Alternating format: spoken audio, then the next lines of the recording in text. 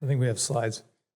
So I'm Brett Robinson. I was working with Father David and a very engaged and impassioned group of educators and thinkers about AI and education. So we, because we're teachers, we use slides. So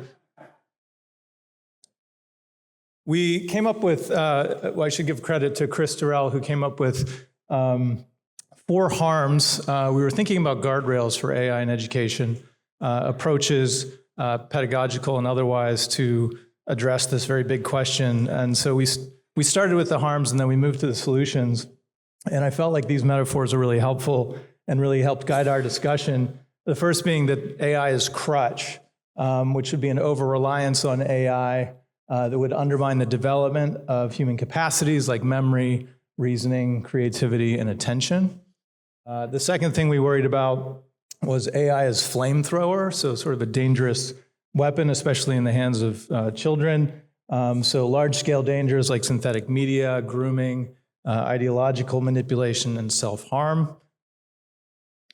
Third, AI is a dissociative drug. And Chris made a distinction between LSD and PCP, so it's more like PCP. LSD, you know you're hallucinating, PCP, you don't. But this creation of an alternate reality, especially potentially in the mind of a child who's still learning to discern that. So one of the possible solutions was, how do we see doubt in the machine among the students? So how do we remind them that this thing can be wrong, often is. So that's fundamental to addressing that.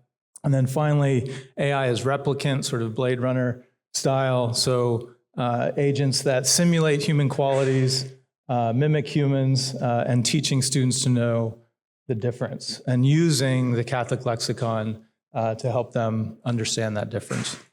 So those are 4 harms. They're not exhaustive, but fairly comprehensive in terms of giving us a roadmap for addressing solutions to that. So we came up with 4 vectors for action in education. First is training the trainers, so working with the teachers who will be working with the tools and with the students. Second is what we call a pre-technological formation.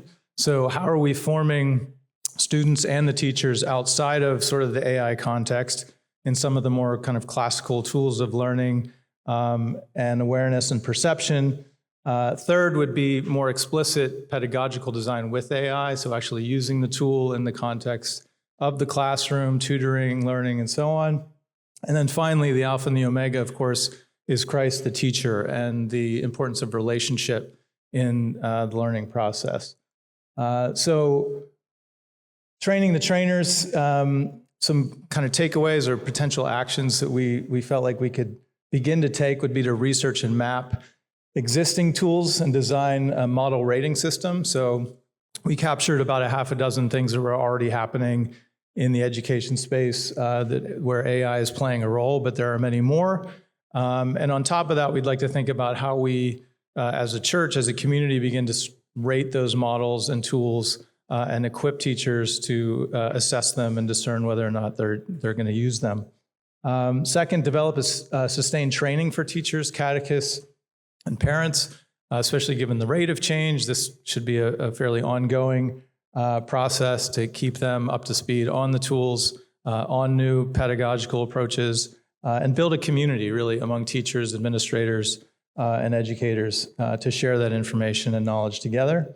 Also to build an AI framework with governing bodies. So one of the examples in our room was the USCCB's conformity review for curriculum, so something similar in relation to AI, and then establishing a task force for the ongoing evaluation of the tools and red teaming to uncover emerging risks and trends there. Along the pre-technological formation line, forming minds before machines, strengthening student disciplines, sort of native disciplines like attention, perception, interiority, before we even get into these tools. A lot of emphasis on the importance of understanding where the child is in development, psychologically, socially, emotionally, spiritually, and making decisions along those lines. Preserving lots of things, including formal writing instruction as a way of thinking, as a craft of thinking. So we had a lot of good discussion about the difference between kind of the artifact or the product and the process. So very easy to ask chat for a 10-page paper, but the pedagogical gold, as it were, really is in the process of writing that paper. And so how to kind of sequence the learning process in such a way that that process is privileged in the development of those skills. Other classical skills like memory, imagination, logic as being anti-fragile skills in the AI age. And then a really interesting point that came up near the end about the historical economic development. So education being a reflection of certain economic conditions. And so in an agrarian society, you would have more personal learning and tutoring and homeschooling, these kinds of things, moving to an industrial society in which you have learning at scale. And of course, that has its shortcomings. And now we're sort of trying to navigate both at the same time and trying to maybe integrate some of the best of both in a new hybridized way. And then protecting communal, liturgical, and embodied learning rhythms.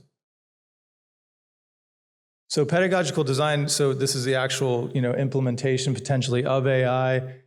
So clarifying first the proximate telos of education, so human flourishing and salvation. So that's the bottom line.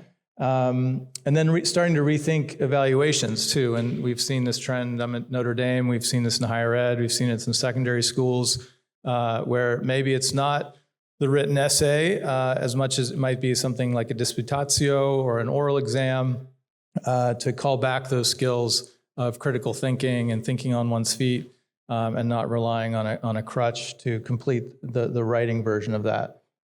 Exploring AI-supported scaffolds in basic grammar and math skills. So this was a delicate conversation just because you don't want to cede everything to the AI in terms of the learning, but there are certain kind of scaffolding skills, math drills or something that prepare the student to engage in the deeper experience of wonder and awe that comes along with learning. And so it can be a helpful aid there. A teacher review of AI feedback to use as insights for targeted learning formation, and a commitment to ongoing research on these outcomes. So not doing this blindly, but really evaluating as we go and making adjustments as we go. And then finally, Christ at the center of all this, of all learning, orienting all formation towards that encounter with Christ, the divine teacher, preserving the spiritual core of Catholic education, the accompaniment, the witness, vocation, and love, remembering that true learning is communal, that it is sacramental, and articulating the teacher's role as illuminator and not merely someone who's just transferring information or knowledge. And finally, using AI to enhance relationships, not to replace them. So this relational theme was extremely important and really applies to all four of these vectors. So yeah, that's it. Thank you very much.